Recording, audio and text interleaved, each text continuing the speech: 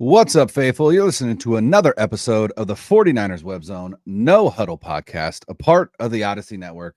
I'm Brian Rennick. He's Al Sacco.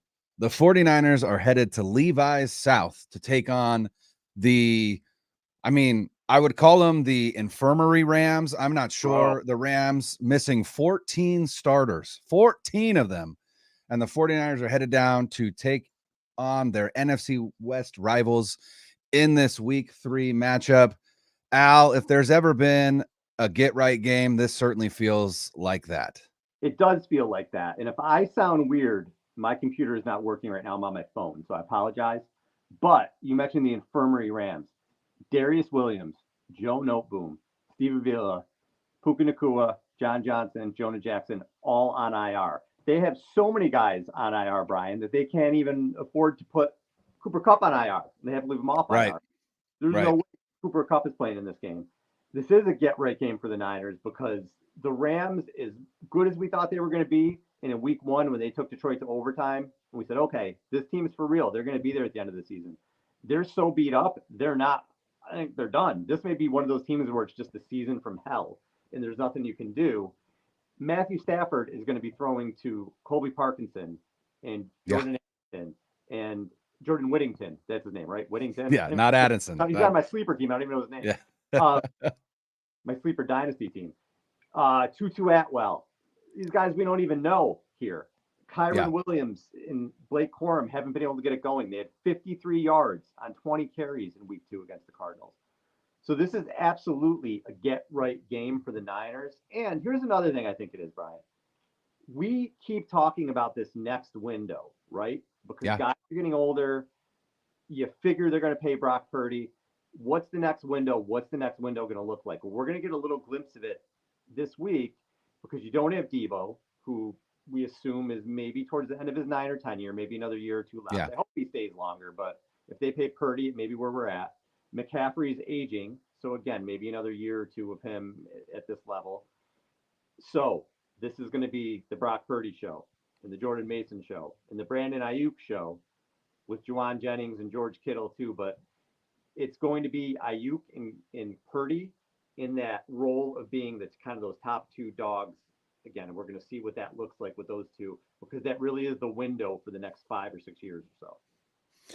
Yeah, one of the things that we talked about, with their performance in Minnesota was Purdy's time to throw being really high, but also, his sack totals being really really high as well, meaning that he's holding on to the ball. And again, our assumption was just no one is getting open, whatever the case may be. Some stats have come out since the game. One of the things they showed was on the it was like 14 routes that Brandon Ayuk ran. On 12 of them he had 2 yards or more of separation. So it wasn't that Brandon Ayuk wasn't getting open. It just seems like for whatever reason, with what Brian Flores was throwing at Brock Purdy, he just wasn't comfortable. Wasn't comfortable reading the field, wasn't comfortable trusting what he saw, whatever the case may be. The Rams, while they have a new defensive coordinator, Raheem Morris, their old defensive coordinator, is now the head coach in Atlanta. They run a much more predictable defense for Kyle Shanahan and his offense. It's a defense that they've seen many, many times. It's a defense that they really find a lot of success against as well, even when they had the likes of Aaron Donald and Jalen Ramsey and, just a much better cast of characters on the defensive side of the ball. The Rams don't have that. And again, it just seems like the NFL is the NFL. Any given Sunday, we get that. But it certainly seems like the Rams really don't have much of a shot in this game. But we still need to see some things from the 49ers. And this might not be the game for us to make any declarations about, hey, we're back, whatever, because again, this Rams defense is Rams team in general is so beat up. But I think there are some questions to be answered, like you said, about this next window with CMC out, with Deebo out. Who is going to step up? And I had suggested on our last episode that maybe Jacob Cowing would see a little bit more run. I was encouraged to hear Kyle Shanahan today. Somebody asked him about his muffed punt and whether that would, basically put him on the bench, which I feel like in the past for Kyle Shanahan, if you're a rookie and he puts you out there and you have, a fuck up like that, you're on the bench. And he was like, no, we're not worried about it. Jacob Cowing is one of the most natural catchers of the ball at punt return that we've had since I've been here, which to me is just like the most glowing of endorsements from Kyle Shanahan. Even though, he didn't say a whole lot, it was like, no, I'm not going to bench this rookie. But I asked Matt Barrows had a mailbag, and he reached out for questions. And so I asked a question, and he put it in there about whether or not Cowing would get a little bit more run in the offense with Deebo out, on those plays like the jet sweeps, like the, wide receiver bubble screens, quick slants, things like that. Barrow said that was kind of the strength of Cowing's game in college as well. So I think we might see a game where all of a sudden we look up at Jacob Cowing has a touchdown, and maybe he's got, a couple jet sweeps, maybe a bubble screen or whatever. But who else are you looking for to step up in light of the absence with CMC and with Deebo? Well, I'll go back to Ayuk quickly just to say I watched some of that film too, and while he was open at times, the timing just wasn't there. There were on that touchdown pass, it looked like Brock held the ball. I should say the would-be touchdown to him, where Brock threw it out of bounds. Mm-hmm. Brock held it just a little bit too long. He was open. There were a couple other plays where it looked like the timing just wasn't there. So I'm looking for him to step up, but I know he's one of the obvious guys. I think this could be a big Juwan Jennings game. We've seen how much Purdy continues to trust him. They went to him on that fourth down call where the ball got knocked down. He seems to be a bigger part of this offense. And this could be a game where you see Jennings with 5 or 6 catches again. 5 catches, 70 yards around there. I really feel like he's a guy that's going to step up. But Brock needs to also play, I don't want to say smarter. I don't really know what's going on with him right now. So I'll give you a stat. The Niners have a sack percentage in terms of how many times Purdy's been sacked of 12.2%. That's last in the league. So every time he drops back, he's getting sacked 12% of the time, essentially. Yikes. However, he's only been pressured, according to Pro Football Reference, on 15.3% of his dropbacks, which is 13th best in the league. That's about middle of the pack. So that's not horrible. But what it tells you is when he's getting pressured, they're getting home, because it seems like he's holding onto the ball a little bit too long. And as I was watching this film and seeing what was going on, he is not looking to check the ball down. There are check downs there to be done, and he's not doing it. And sometimes he's been a little late. So I don't know if he's kind of just locked onto one read. I don't know if he's just reluctant because maybe he doesn't trust Jordan Mason. I don't know if he's just looking for a bigger play to make something happen. I'm not sure, but he's got to play within himself a little bit more. And I'm just going to take 4 yards here. I'm just going to take 3 yards here. I'm going to get in third and manageable. I'm going to get in second and manageable. That's where I'd like to see his head here. But where I think they're going to have to attack them, Brian. I mean, look, the Rams are a mess. They give up touchdown passes of 52 yards to Jameson Williams in week 1 and 23 and 60 yards to Marvin Harrison in week 2. But where I think you can attack them and where I think the Niners will, on the ground. This is going to be another big Jordan Mason game. And I don't think anybody else will step up in the backfield. He's the bell cow right now. The Rams have given up 394 yards on the ground the first 2 weeks of the year. Only the Colts, who are a disaster, and the Panthers, who are a bigger disaster, have given up more. James Conner ran for $122 on 21 carries and a score last week, and David Montgomery ran for 91 yards on 17 carries and a score in week 1. So they have been killed on the ground, and I think that's where you're going to see Ayuk will have to step up. Kittle, you're going to need those big guys, but I think it's going to be a Jordan Mason game, and I think he's going to have $130, $140. I think he's going to have a big one this week. Yeah, we talked about it, that one of the things, especially on third down, that this team is missing when CMC is not on the field is just the gravity of McCaffrey and the attention that the defense has to pay to him. And that Jordan Mason, while he has filled in seamlessly on the ground. It's in the passing game where we are noticing the absence of McCaffrey most. And like you said, the thing is when you watch some of the film, there are often times that he is wide open and just ready for the check down, ready for whatever the case may be. And like you said, it just seems like Brock kind of refuses to throw it to him. And my question, and obviously we don't have an answer, is that Brock just like trying to do too much? Which is something that one of the beat reporters asked Kyle Shanahan today, in his press conference. They said with CMC and Deebo out, are you asking Brock, or is Brock going to have to step up and do a little bit more or whatever? And he was basically like, we don't ask Brock to do too much. We just ask Brock to run the play that we call. But it certainly seems like an unwillingness to check down certainly seems like that is him taking on a little bit too much, trying to push the ball down the field too much rather than take what the defense is giving him. So it's either that or he just literally has zero trust in Jordan Mason, even though Mason's been targeted twice and he's caught both targets so far this season. So I hope he's not becoming a robot.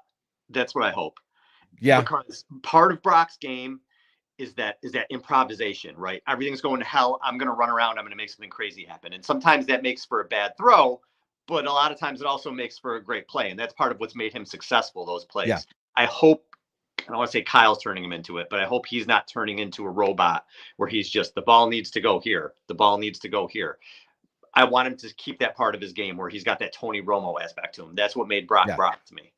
Agreed. And even if we go back to the 2021 draft, when the 49ers traded up and everyone was trying to figure out who the 49ers are going to take. They're going to take Mac Jones, they're going to take Trey Lance, because everybody knew Trevor Lawrence going 1 and Zach Wilson was going 2. So then it was like, who are they going to take? They're going to take Mac, they're going to take Trey, whatever. And one of the things that Kyle Shanahan said was basically like, I want somebody who can make me right when I am wrong, meaning like who can salvage a play. If I call a bad play, I want somebody who's going to be able to salvage that. And Brock has shown an ability to do that. So yeah, like you said, I don't know that Kyle we know that Kyle wants his offense run the way that he wants it, but I do think that he has trust in Brock that if the play breaks down, he will, he'll be able to make something out of nothing. I just don't think that's been necessarily the case so far this year. I don't think that plays have broken down, and instead of improvising, he's just trying to force it.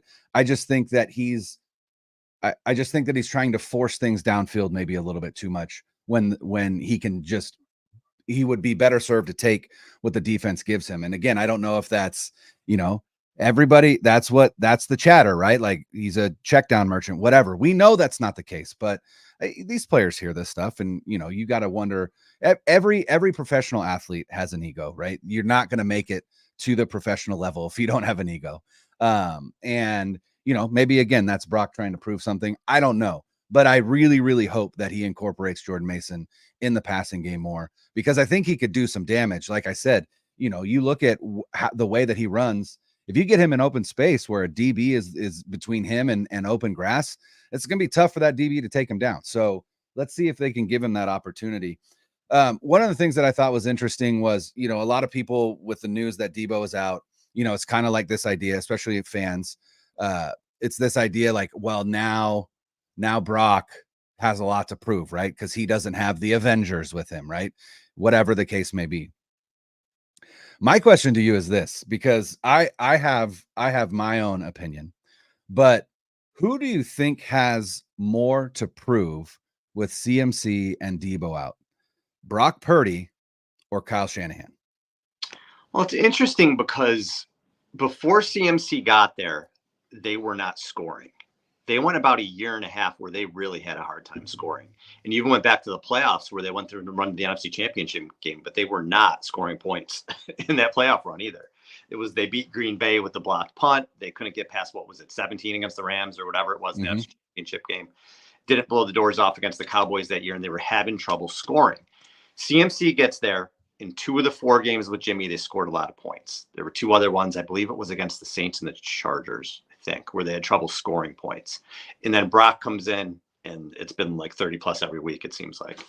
So Kyle, with all those weapons before Brock and CMC got there, had trouble putting up a lot of points other than 2019. Really, if you go back and look at it, they weren't the 30-point a game machine like they have been since with Brock and CMC. But I think Kyle has enough in the bank where people respect him and are going to say, oh, you know, he's the mastermind and everything else. But Brock, if they struggle here, people are going to come after him. So to answer your question, it is Brock who has more here to show. And he could shut a lot of people up. Yeah. I know they're not playing really strong teams the next 2 weeks, but if he has good games, if he throws a couple touchdown passes, if the Niners score points, that he can shut a lot of people up. He really can. Now, if it goes the other way, might start to hear some chatter. But if you look around the league, most quarterbacks are playing like shit right now. Yeah. The teams that are really doing well have strong running games at the moment. And that's because of the way preseason is. Teams start slower, but there's been a lot of bad quarterback play so far, and a lot of good quarterbacks aren't playing well. Even Josh Allen barely threw for any yards in their week 2 win. James Cook ran all over the place. You know, the Bills were running the ball a lot more. So it's going to take time this season for these quarterbacks to get going and get in their groove. And if you look at Purdy last year, statistically, he started out kind of slow last year too. He only had, I think it was 5 touchdown passes in the first 4 games or something along those lines. So he didn't really break out TD pass wise. He had 26 in his last 12. So it was 5. Yeah, it was 5 in the first 4, really until that Cowboys game. And that's when, you know, he started to get everything rolling. So it is going to probably take him about a month before he starts to look really sharp, I would say. But still, if he does struggle in these next couple of weeks, you'll hear people, because that's the medium now, right? It's the hot takes, and that's what's going to get clicks and ratings. So people will go after him if he struggles. Yeah, I agree. I think, again, when it comes to fans, right, it's going to be Brock, because I mean, it's the players that we focus on. I think Kyle Shanahan has more to prove with Deebo and CMC out right now than Brock Purdy does, because I genuinely feel like since CMC has been here, he has been very, very reliant upon CMC and Deebo in his game planning. Like, they have been his favorite toys, if you will. And so what I'm interested in is, what does his game plan look like when his 2 favorite toys are off the field? And I am interested to see if, again, he kind of reverts back to, I would say, conservative Kyle when it comes to play calling and game planning, where, you know, feeding the ground game, which, again, it's hard because, like you said, that's the way to attack this Rams defense, because they can't stop the run. And so I don't know if we're going to get an answer of, you know, does Kyle really trust Brock or not? But it'll be interesting to me to see. And like I said, you know, is he willing to put other players in some of those positions that we've seen CMC and Deebo in, so that he can continue to call, you know, plays that he wants to call. But I do think Kyle Shanahan has a little bit to prove with those 2 guys out, because, you know, I still think the game plan in the Super Bowl was too Deebo heavy, to the point where it was a detriment to the offense, especially in the second half. And maybe that's just kind of what is sticking with me when I ask this question. But I do think Kyle Shanahan has a little, not, and again, I'm not saying that he has something to prove to people. I'm just saying I would like to see a good game plan that isn't just gimmicky because Deebo and CMC are out. Yeah, agree. And we'll see. You know, Kyle's very set in his ways. So True. Whatever he thinks is best right now is what he's going to go with. And I wouldn't be surprised if it's conservative. I think you're completely right. You could see where he relies heavy on his runs, and Brock has a 15 for 22 type game. Maybe the next 2 weeks, you could see that, where he's not throwing a ton. They're running the football. And you would hope against these 2 teams that the defense plays well. But when you look at some of these defensive stats right now, I was going through and looking the other day, just because I like to live on Pro Football Reference, because I'm a nerd when it comes to football stuff, and I'm just looking at where the Niners rank and everything else. Yards per play, 6.5. That's 3rd worst in the league. They've given up 5 yards per carry. That's the 7th highest. The 3rd worst defenses in 3rd down conversion percentage this season.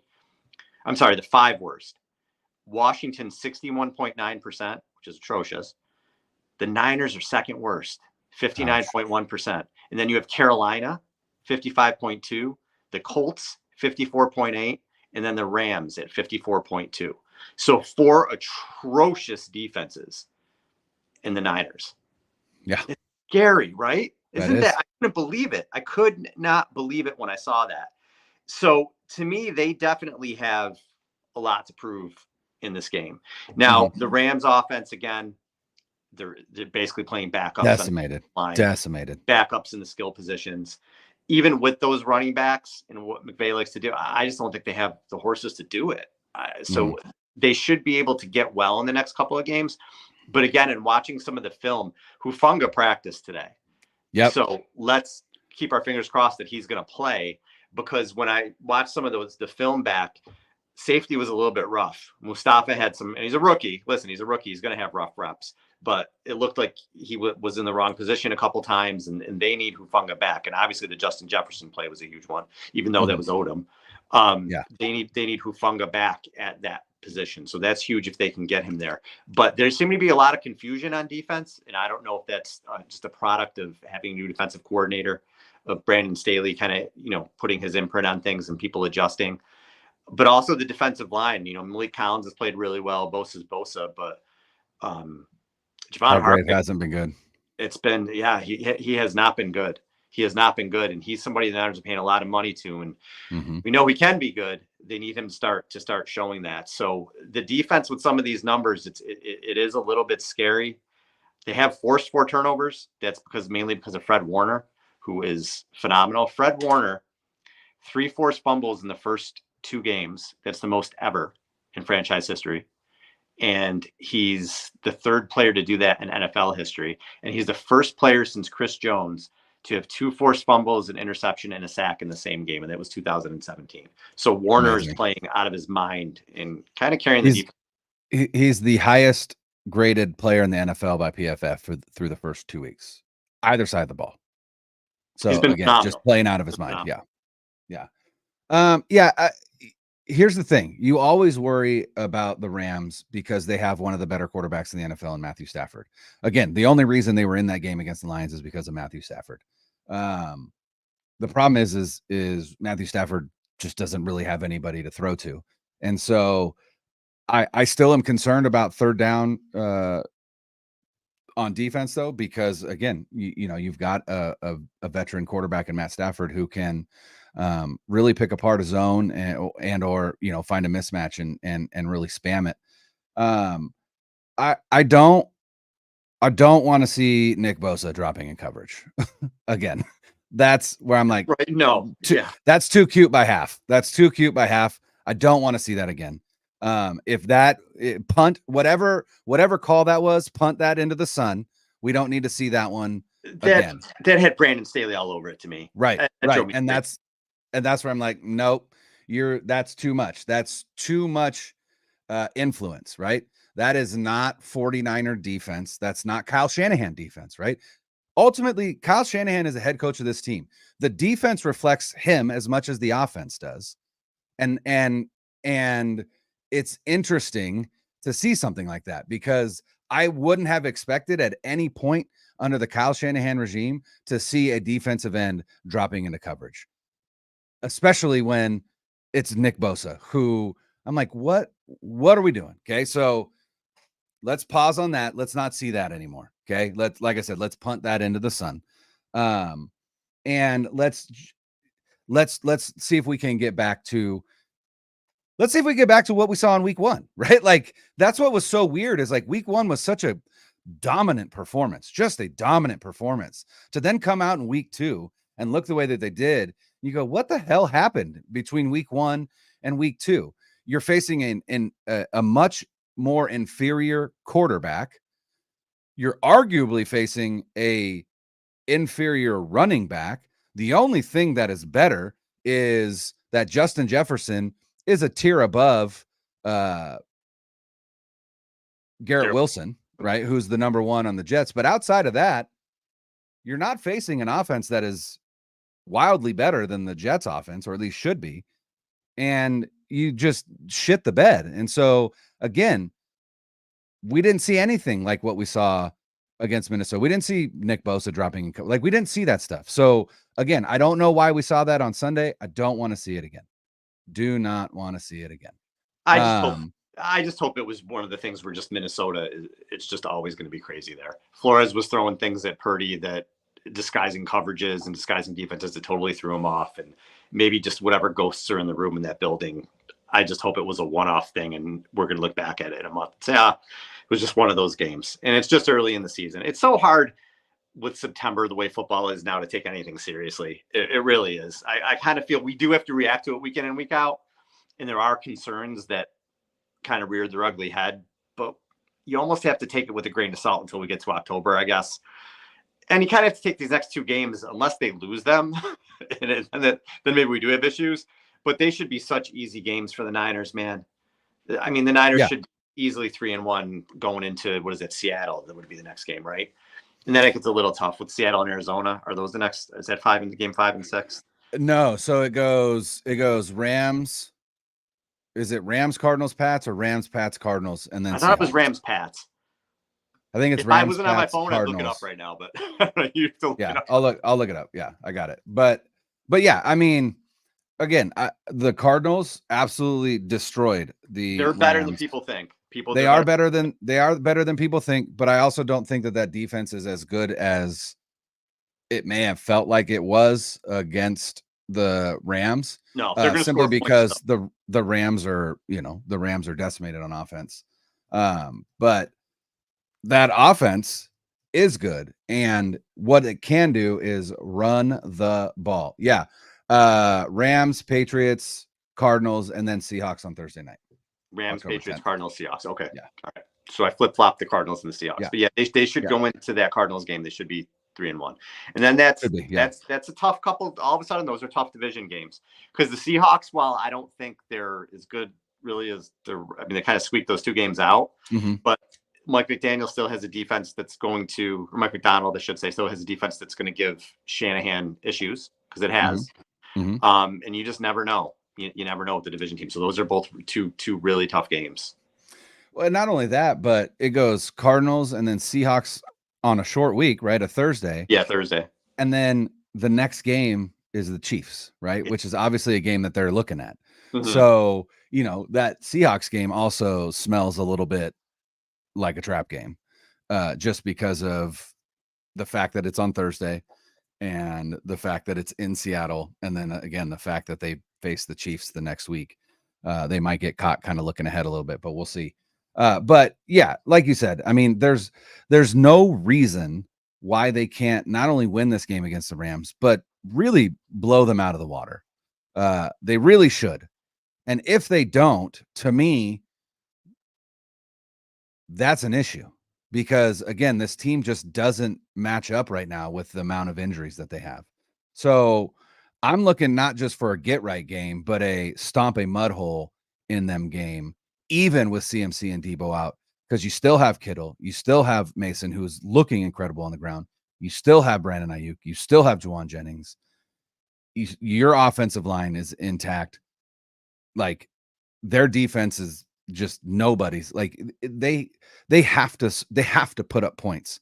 They have to score 27 or more against this team, and if they don't, I've got some questions. Well, I keep jumping you with the score. So what do you think the score of this game is going to be? Oh, that's right. I forgot. I get to go first. You got to go first time. All right. So again, I think this game, I do think this game is going to feature a heavy dose of the rushing attack with Jordan Mason. Just like the Cardinals did, which means that 41, when they rush as many times as they did, is pretty impressive, because you eat the clock. And to score 41, I don't think the 49ers are going to put 41 up on the Rams, but I will say that they come out of LA.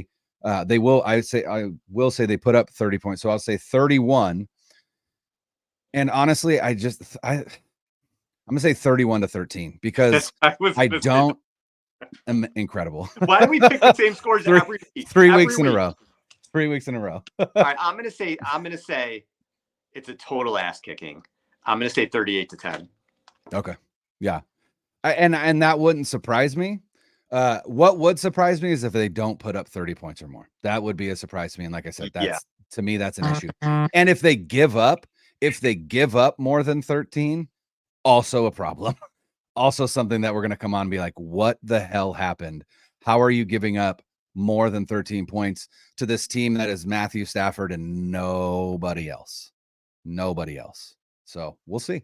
100% should be an easy win. Bottom line. Fingers crossed. Bottom line. Fingers crossed. If you're the team that you're supposed to be, you should win this game going away. And I think they will. I do too. All right. Well, that's all we have for this week. We will be back next week to recap what we hope to be an ass kicking in Levi South. But for Brian, I am Brian. For Al, I'm Brian. We'll talk to you next time.